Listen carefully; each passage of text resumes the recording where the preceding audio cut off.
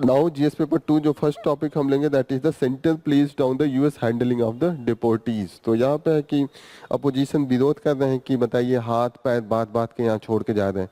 अभी जिनको लाया है अमृतसर में, उन्होंने उनमें कई लोगों का हाथ और पैर दोनों बात दिया था 40-40 घंटे के लिए। तो बहुत इनह्यूमन बिहेवियर से ला रहे हैं ना। तो इसका है कि इंटरनेशनल लॉ के अनुसार भी आपको जो ट्रीट करना है, किसी को भी डिपोर्ट भी करते हैं तो ह्यूमन बिहेवियर से आप करें। तो ये सब चीज़ों को मुद्दा बनाया जा रहा है। नेक्स्ट न्यूज है that is the what was the gross about the 12 bills kept pending for the 3 years. यहाँ पे जो केरला के गवर्नर और वहाँ का जो स्टेट गवर्नमेंट है उसके बीच में, और तमिलनाडु के बीच में, जो तमिलनाडु के स्टेट गवर्नमेंट है और वहाँ के गवर्नर के बीच में काफी टसल चल रहा है। ये सब हम लोगों ने देखा है। और यहाँ पे तमिलनाडु को लेके ये पूछा गया है कि जब आपका कंटिन्यूअसली 12 बिल पास कर दिया गया तो 3-3 साल तक आप पेंडिंग में क्यों रखे हैं, क्यों ये आ रहा है, why this is happening. Bill का असेंट से जो प्रोविजन है वो कॉन्स्टिट्यूशन में कहां पे है,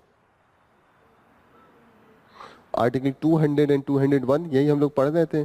200 एंड 200 में क्या पावर देता है,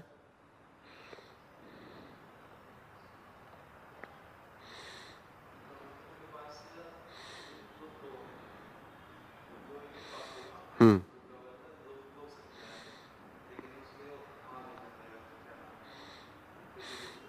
कोई भी बिल जब पास होता है तो 4 ऑप्शन आता है। पहला ऑप्शन क्या है, भेजा जाएगा गवर्नर के पास। अब गवर्नर के पास 4 ऑप्शन है। पहला एसेंट दे दे, दूसरा अपहोल्ड कर दे, तीसरा रिकंसिडरेशन के लिए वापस भेज दे, और चौथा प्रेसिडेंट के पास भेज दे। अब ये है, लेकिन यहाँ पे कहीं डेट नहीं मेंशन था। खोल के दिखाऊं फिर से आर्टिकल। आर्टिकल में डेट नहीं मेंशन है कि 6 महीना 10 दिन 20 दिन में वो करेंगे। नॉर्मल ये माना जा रहा था कि गवर्नर एक सेंसिबल पर्सन होगा, सिंसियरिटी दिखाएगा और वो आते ही 10 15 20 दिन 1 महीना में वो जो भी डिसीजन होगा विद होल्ड करेगा, एसेंट देगा, कंसीडरेशन वो करके भेज देगा। लेकिन ड्यू टू द डिग्रेडेशन, आप कहें कि जो पॉलिटिक्स में हम जिस तरीके से डिग्रेडेशन देख रहे हैं या जिस हायर अथॉरिटी की जो वैल्यू नहीं दे पा रहे हैं, तो ऐसे में क्या हो रहा है, पॉलिटिक्स स्टार्ट हो जाता है। अब गवर्नमेंट अलग अलग पार्टी की हो जाए तो दिक्कत ये है कि अगर अपोजिशन पार्टी सेंटर में है तो वो कंट्रोल करना चाहती है स्टेट गवर्नमेंट को बाय द गवर्नर। अब ऐसे में गवर्नर को अगर कुछ अच्छा नहीं लगा बिल तो वो क्या करते हैं, वो उस पर डिसीजन ही नहीं लेंगे। क्योंकि यहाँ पे article 200, just give me 1 second,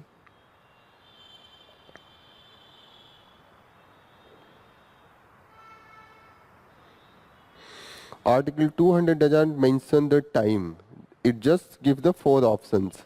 देखिए यहाँ पे कहीं पे भी टाइम नहीं दिया। यहाँ पे दिया है कि governor shall declare either assent withhold और द रिकंसिडरेशन। नीचे प्रेसिडेंट वाला है कि प्रेसिडेंट के पास भेजेंगे, ठीक है। अब दिक्कत है कि टाइम नहीं है तो गवर्नर इसका मिसयूज करते हैं। अब लेके 2 साल 3 साल 4 साल बैठे रहे, तब तक नया इलेक्शन आ जाएगा, जब लेजिस्लेटिव बॉडी है वो डिजॉल्व हो जाएगा तो बिल अपने आप लैप्स हो जाएगा। लैप्स का मतलब खत्म, नो वैल्यू। फिर से दोबारा आप लाइए, फिर से गवर्नर लेके बैठेगा। तो इसमें लोगों का घाटा होता है, क्योंकि गवर्नेंस की जो नीड होती है, मानिए कि कोई नया प्रोविजन लेके आ रहे हैं, लॉ बना के आ रहे हैं, उसमें वीमेंस का जॉब का एज 24 से घटा के हम 21 कर रहे हैं, तो ये लॉ बना, इससे बहुत से बच्चों को फायदा हो सकता है, बहुत से जो यंग हैं गर्ल्स हैं उनको फायदा हो सकता है। लेकिन वो अगर आपने साइन नहीं किया तो ये क्या घाटा ही हो रहा है ना, जो 3 साल का जो विंडो है उसमें नहीं कर पा रहे।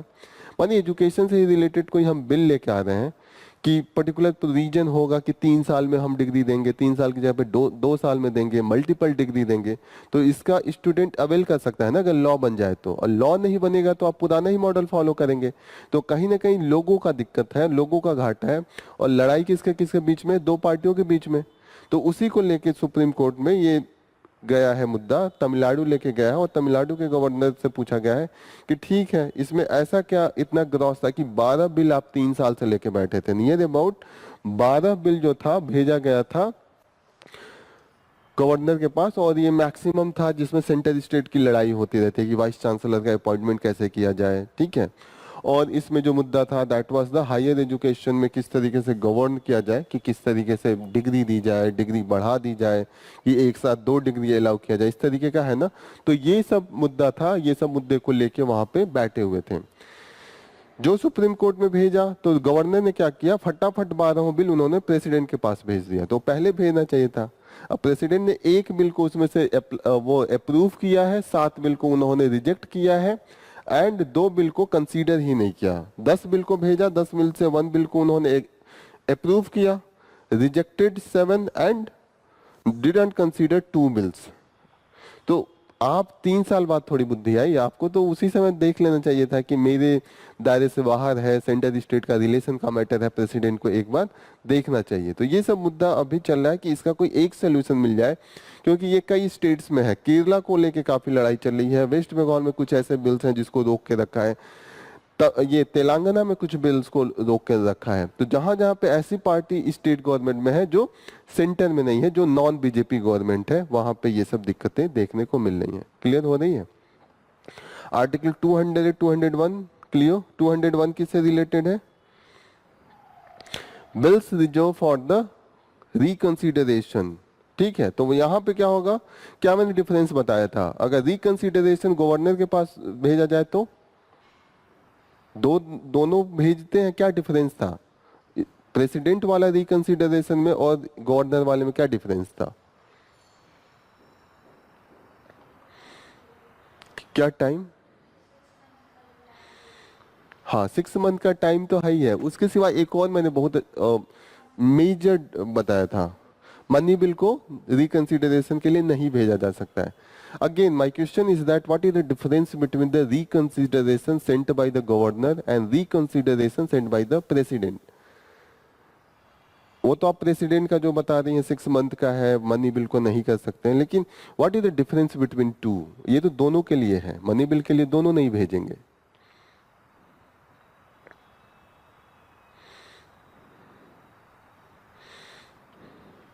देखिए, मैंने ये बताया था कि रिकंसिडरेशन के बाद जाएगा तो फिर दोनों हाउस बिल पास करके भेजेगी। अगर गवर्नर के पास भेजेगी तो गवर्नर को एसेंट देना पड़ेगा। सेल लिखा था यहाँ पे कि if after reconsideration and presented to governor for the assent, governor shall not withhold the assent. ठीक है, प्रेसिडेंट में क्या लिखा है कि प्रेसिडेंट फॉर द कंसिडरेशन, यहाँ ये नहीं लिखा है कि कैन नॉट विदहोल्ड। यहाँ पे साफ साफ इन्होंने दिया है कि governor shall not withhold assent. इसके मतलब अगर रिकंसिडरेशन के बाद आता है तो गवर्नर को देना पड़ेगा, अपना एसेंट देना पड़ेगा। ये डिफरेंस है। क्लियर हो रही है कि प्रेसिडेंट दोनों रिकंसिडरेशन के लिए भेज सकते हैं, प्रेसिडेंट जितना बार चाहे उतना बार भेज दे, कि नहीं फिर से एक बार देखिए, 10वीं बार देखिए, लेकिन गवर्नर सिर्फ एक बार भेजेगा और दोबारा उसके पास आएगा तो एसेंट उनको देना पड़ेगा।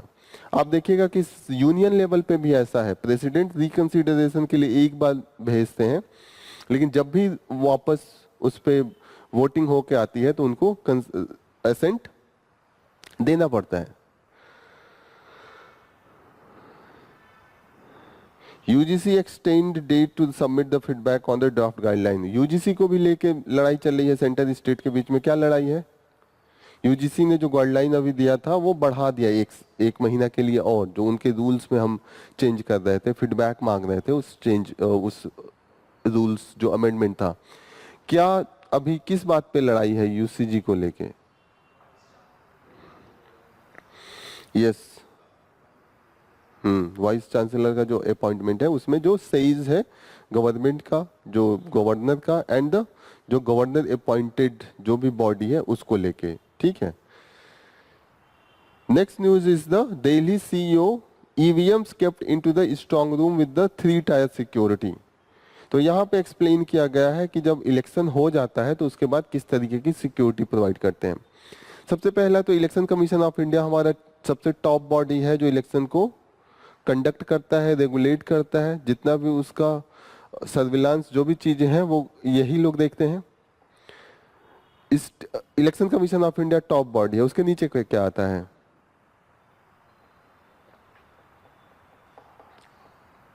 क्या आता है? इस पे लिखा भी है सीईओ, वही आता है, चीफ इलेक्टोरल ऑफिसर, ठीक है। चीफ इलेक्टोरल ऑफिसर के पास क्या आता है?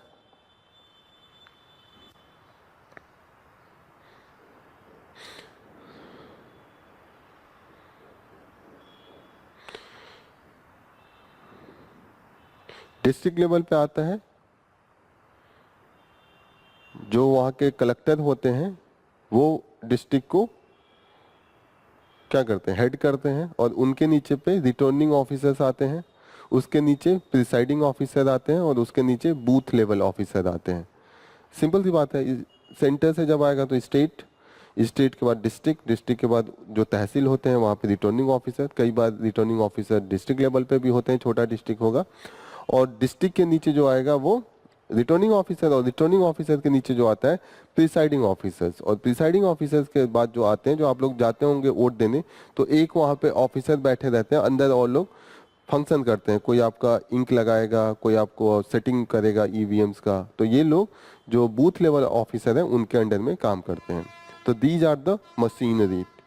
जब इलेक्शन हो जाता है तो जितने भी ईवीएम्स होते हैं उसको प्रॉपर रूप से एक एक पर्टिकुलर प्लेस को चूज किया जाता है जहाँ पे लेस चांसेज हो कि वहाँ पे कोई इंट्रूड करे या कहीं से टैंपर करे या कुछ भी मैनिपुलेट करे।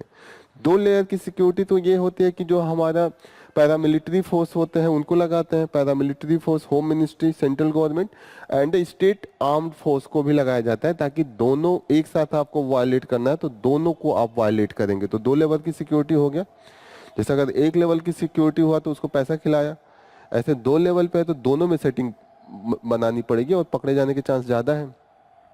ऐसे जगह पे रखा जाता है जहाँ पे गेट सिर्फ एक ही हो, कि सिर्फ एक ही गेट, ऐसा नहीं है कि 4 एंट्री पॉइंट है, पता चले उसको आप दिखा रहे हैं कैमरे में, बाकी सबको नहीं दिखा रहे हैं, या कहीं और से आप चोरी कर ले रहे हैं। तो मैक्सिमम जगहों पे एक ही गेट कोशिश किया जाता है कि हो, ठीक है। प्रॉपर तरीके से वहां पे कैमरेज लगे होते हैं और उसका सर्विलांस होता रहता है। सीसीटीवी कैमराज वहां पे होगा, ठीक है। सील्ड डोर सील कर दिया जाता है and double lock system for the additional security वहां पे प्रोवाइड करते हैं, ठीक है। हमेशा एग्जिट जो होगा ओनली वन एंट्री वहां पे होनी चाहिए, कोशिश किया जाता है, ताकि ऐसा नहीं कि 4 गेट को आप देख रहे हैं। साथ साथ जितने भी पॉलिटिकल पार्टीज होते हैं, कोई भी वीआईपी एंट्री जो उस एरिया में रोक दिया जाता है कि कोई भी इस तरीके का एंट्री नहीं पॉसिबल है। तो ये सब चीजें हम क्या करते हैं, इंश्योर करते हैं कि कोई इसमें टेम्परिंग ना हो, मैनिपुलेशन ना हो। तो इलेक्शन कमीशन का किस तरीके का सिक्योरिटी है, तो ये सब आप मेंशन कर सकते हैं। कभी इस तरीके का क्वेश्चन आया कि कितना ट्रस्ट किया जा सकता है इलेक्शन कमीशन पे, क्योंकि इलेक्शन कमीशन पे काफी अटैक भी अपोजिशन आजकल कर रहा है ईवीएम को लेके, जिस तरीके से मॉडल कोड ऑफ कंडक्ट को वायलेट किया जा रहा है। कई बार ये आरोप लगाया जा रहा है कि जो इलेक्शन कमीशन है वो रूलिंग पार्टी को कई बार सीधे सीधे सपोर्ट भी कर रही है। तो ये सब चीजें पता होगी तो आप प्रॉस कॉन्स दोनों लिख सकते हैं कि ऑलरेडी इनके पास इतनी सुरक्षा व्यवस्था है, तो इलेक्शन कमीशन अभी भी माना जा सकता है कि फेयर है और ट्रांसपेरेंट है। Dissolution of new district rocks Rajasthan assembly for the second consecutive day. यहाँ पे ये बात हो रही है कि डिस्ट्रिक्ट लेवल पे जितने भी, जैसे हम लोग स्टेट रीऑर्गेनाइजेशन पढ़ रहे थे, लेकिन डिस्ट्रिक्ट के बाद रीऑर्गेनाइजेशन होता है वो किसके हाथ में होता है? स्टेट के बाद से डिस्ट्रिक्ट आ जाएगा और ये सारे स्टेट के हाथ में होता है, और स्टेट के बाद ही पास ही प्रोसीजर होता है, वो अपना एक्ट बना के करते हैं। जैसे राजस्थान के केस में इन्होंने दिया है कि इनके पास लैंड रिवेन्यू एक्ट जो है, इसके थ्रू इन्होंने डिस्ट्रिक्ट बनाने का पूरा प्रोसीजर दिया है। राजस्थान में हर एक स्टेट अपना एक्ट बनाता है, जैसे फॉर एग्जांपल जस्ट राजस्थान के पास लैंड रेवेन्यू एक्ट है, इसी के थ्रू ये डिस्ट्रिक्ट का भी नेमिंग एंड द डिस्ट्रिक्ट का एरिया चेंज कर देते हैं। जो डिस्ट्रिक्ट इन लोगों ने बनाया था, नीम का थाना एंड द गंगापुर सिटी, दो इन्होंने बनाया था। न्यू गवर्नमेंट आई तो है तो चेंज कर दी है, क्योंकि स्टेट गवर्नमेंट के पास पावर है, तो इसी को लेके वहां पे टसल है। मेन हमें जानना है कि जो डिस्ट्रिक्ट या स्टेट लेवल पे कुछ भी चेंज करना है, जैसे स्टेट का नाम छोड़ दें, डिस्ट्रिक्ट या सिटी लेवल पे कुछ भी होगा तो वो स्टेट गवर्नमेंट अपना लॉ बनाती है और उसी के थ्रू चेंजेज होते हैं। क्लियर हो रही है? What is the 0 hour? Adjournment का मतलब क्या होता है? क्या होता है 0 आवर?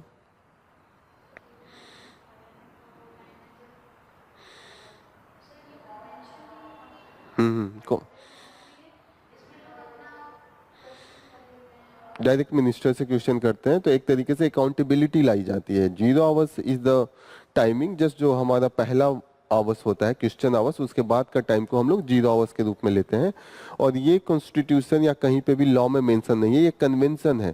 जैसे क्वेश्चन आवर्स के बाद लोग खाली बैठते थे तो उसको कन्वेंशन के अनुसार उन्होंने क्वेश्चन पूछना स्टार्ट किया मिनिस्टर से, जब तक कि जो हाउस का बिजनेस ना स्टार्ट हो जाए। एक बिजनेस का टाइमिंग होता है जहाँ पे कोई अगर मानिए बिल है, वो सब शेड्यूल है, वो सब मानिए 2 बजे से शेड्यूल है कि 2 बजे से के बाद से हम ये डिसीजन करेंगे। तो 11 बजे से 1 बजे के बाद क्वेश्चन आवर्स होगा, ये 1 घंटा। उसके बाद जो टाइम बचेगा बीच में, उसमें वो लोग उसको 0 आवर कहते हैं। उसमें वो लोग क्वेश्चन पूछते हैं, जो मेंबर होता है वो मिनिस्टर से पूछता है ताकि जनता को ये पता चले कि मिनिस्टर क्या कर रहे हैं। मिनिस्टर को ये पता चल जाता है कि कुछ कमियां हैं इस डिस्ट्रिक्ट में या उनके इस डिपार्टमेंट में। तो ये एक तरीके से ये अकाउंटेबिलिटी हेल्ड करने का तरीका है। अकाउंटेबिलिटी गवर्नमेंट के खिलाफ हम इंश्योर करते हैं। क्लियर हो रहा है what is mean by the accountability?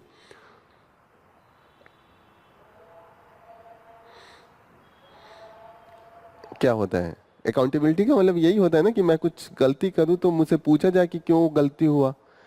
तो वही है अकाउंटेबिलिटी का। अगर गवर्नमेंट, तभी तो हम ये दिखाएंगे कि चीजें प्रॉपर तरीके से ट्रांसपेरेंट एंड इफेक्टिव मैनर में हम एग्जीक्यूट कर सकें। और government of the people for the people, जो जनता का सरकार कैसे चलेगा? जब तक जनता क्वेश्चन नहीं पूछेगी, उसके लिए जिम्मेदार किसी को नहीं ठहराएगी, उसको सजा नहीं देगी, ये सब चीजें होती हैं। What is the adjournment? Adjournment bill लिखा है।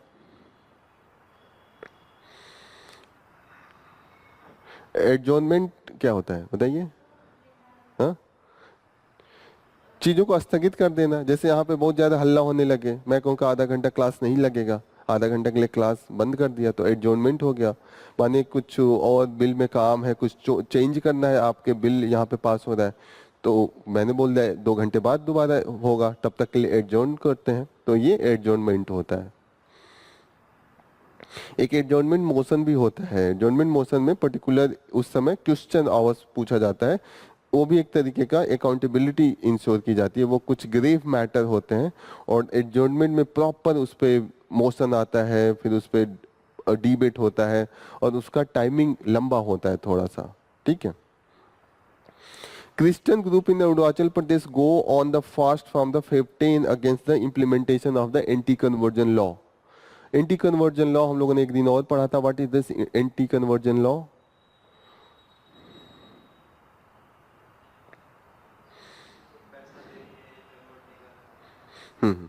एक लॉ लाया गया है। उस लॉ के थ्रू, जैसे आपने बताया कि किसी को आप पैसा देके, कुछ आपने लालच दे दिया, जबरदस्ती उसको डरा धमका के कन्वर्ट नहीं करा सकते हैं। एंटी कन्वर्जेंट एक तरीके से ठीक भी है कि कोई रिलीजन है, अपना अपना अनुसार से होना चाहिए, आप किसी को डरा धमका के नहीं कर सकते। लेकिन ये दिक्कत है कि इसका मिसयूज भी किया जा सकता है। जैसे मैं नॉर्मल भी किसी को प्रोपोगेट करूँ अपना रिलीजन, क्योंकि कॉन्स्टिट्यूशन राइट टू रिलीजन देता है। राइट टू रिलीजन में हम कोई भी रिलीजन अडॉप्ट कर सकते हैं, किसी भी रिलीजन को हम प्रैक्टिस कर सकते हैं, प्रोफेस कर सकते हैं और साथ साथ बढ़ा भी सकते हैं, प्रोपोगेट भी कर सकते हैं, बता भी सकते हैं। मैं बताने आया आप लोगों को, उसको लोग बोलेंगे कि ये कन्वर्ट कर रहा है। तो बहुत ही थिन लाइन है कन्वर्जन एंड प्रोपोगेशन के बीच में।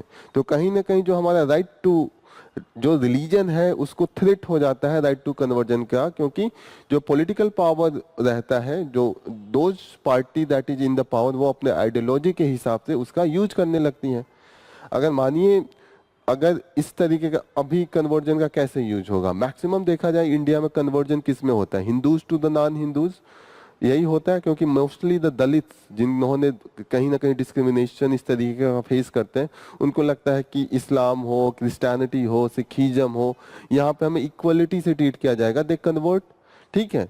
अब जो हिंदूवादी संगठन है, उनको लगेगा कि ये तो हमारे रिलीजन के खिलाफ है, तो वो क्या करेंगे? उनको लगता है कि this should not be happening. कई बार तो सच में फोर्सफुल कन्वर्जन होता है, लेकिन ये चीजें का उतना ज्यादा हम रोकथाम नहीं कर पाते हैं जितना इस पावर का मिसयूज करते हैं। मतलब सही जगह पे चीजें यूज करने के बजाय पॉलिटिकल पार्टी या जो ग्रुप हैं इस तरीके के, वो उसका मिसयूज करने लगते हैं।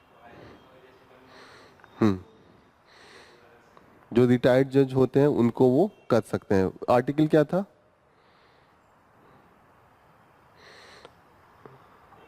आर्टिकल 224 ए था, अमेंडेड आर्टिकल है, यहाँ पे नीचे कहीं मेंशन होगा। आर्टिकल 224 ए, ठीक है। ये भी हमने कैपिटल ए है, मतलब कहीं ना कहीं ये कैसे आया था? अमेंडमेंट से आया था। This was by the 15th amendment act 1963।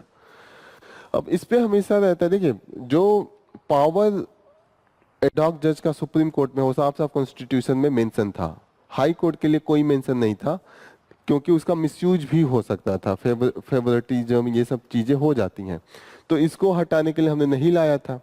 अब यहाँ पे है कि इतना ज्यादा पेंडिंग केसेज है कि एडॉक जज लाना ही पड़ेगा। वैकेंसीज 40% 50% है, तो इसीलिए इस पे पहले भी एक केस था, उसका नाम था, व्हाट वाज द नेम,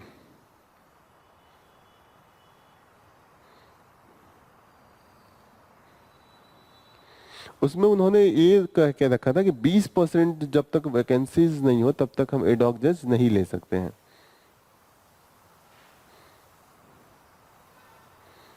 लोक प्रहरी जजमेंट आया था 2021 में, ये केस गया था, तो इसमें सुप्रीम कोर्ट ने अलाउ कर दिया था, लेकिन इन्होंने तब कहा था कि वैकेंसीज कम से कम 20% से ज्यादा होनी चाहिए, ठीक है। तो हाई कोर्ट में द जुडिशियल वैकेंसीज 20% से ज्यादा है, लेकिन अभी वाले में इन्होंने थोड़ा सा कम किया है। इन्होंने कहा कि कोर्ट अगर वैकेंसीज का जो स्ट्रेंथ है 20% ये कमी हो जाए। फिर इन्होंने कहा कि in the case of the specific category have been pending for the 5 years। Specific category का मतलब जैसे रेप का केसेज हुआ, एससीज का जो एट्रोसिटीज का केस होता है वो हो गया, कोई चाइल्ड से रिलेटेड केस है, तो ये सब केस स्पेशल केस में आते हैं। तो यहाँ पे अगर पेंडिंग है वो केस 5 साल का, और केस भले ही 10 हो 20 हो, दैट डजंट मैटर कि परसेंटेज कितना है, तो हम एडॉक जज को हायर कर सकते हैं। एक और इन्होंने कहा कि एडॉक जज को हायर करने के लिए आप उस जज से भी पूछेंगे, ऐसा नहीं कि आपने फरमान निकाल दिया किसी को भी उनको जज बनना पड़ेगा। आप उस रिटायर्ड जज से पूछ सकते हैं पहले कि वो बनना चाहते हैं कि नहीं। और दूसरा इसमें कंडीशन है कि प्रेसिडेंट का भी परमिशन लेना पड़ेगा। तो 2 कंडीशन है जो इनको फुलफिल करना पड़ेगा। तो यहाँ पे ये दिया हुआ है कि they need to take consent of the both retired जज and the president of India, ठीक है। फिर इन्होंने कहा है कि उसका जो जज एडॉक जज रखा जाएगा, उसका जो अलाउंस है वो कौन डिटरमाइन करेगा? That is determined by the president. तो यहाँ पे देखिएगा हाई कोर्ट है, पर किसका हम यहाँ पे रोल लेके आ रहे हैं? प्रेसिडेंट का। नॉर्मल हमसे कोई पूछेगा तो हमें लगेगा कि हाई कोर्ट है तो गवर्नर के लेवल पे होगा, तो ये थोड़ी सी आपको ध्यान रखना होगा। यहाँ पे फंसा सकता है यूपीएससी आपको कि गवर्नर का भी ऑप्शन दे सकते हैं। पावर प्रिविलेज एंड जुरिडिक्शन जो होगा वो हाई कोर्ट का जो सिटिंग जज होते हैं उसी में होगा, जो नॉर्मल है उतना पावर उनके पास होगा। ये टोटल डील करने के लिए ऑलरेडी हमारे पास प्रोसीजर है। 1998 में मेमोरेंडम ऑफ प्रोसीजर था, जो डिटेल में बताता है कि प्रोसीजर टू सच अपॉइंटमेंट की किस तरीके से इस तरीके का अपॉइंटमेंट होगा, ठीक है। ऑलरेडी सुप्रीम कोर्ट का है, तो उसी को हम लोग हाई कोर्ट के लेवल पे फॉलो करते हैं, कुछ जो चेंजेज है वो चेंजेज करके। एक और केस है यहाँ पे कि 10% ऑफ द हाई कोर्ट का केस जो है पेंडिंग फॉर द 5 years है, तो भी एडॉक जज हम ला सकते हैं। एंड जो एक और केस दिया है, the case disposal rate is lower than the case filing rate. मानी केस फाइलिंग रेट है 40% और डिस्पोजल रेट है 20%, तो भी हम एडॉक जज को ले सकते हैं। यही हुआ ना, filing rate and the disposal rate. Disposal का मतलब कितना जल्दी से उसका वर्डिक्ट आ रहा है, वर्डिक्ट आने को ही डिस्पोजल रेट कहते हैं। तो अगर डिस्पोजल रेट कम है फाइलिंग रेट से, तो भी हम एडॉक जज को ले सकते हैं। ये सब कंडीशन पहले जो था, कौन सा केस था? लोक प्रहरी केस। उसमें इन्होंने क्लियर कट सिर्फ एक बात कही थी कि 20% वैकेंसीज जब कम होगा तभी हम जाके वहां पे करेंगे।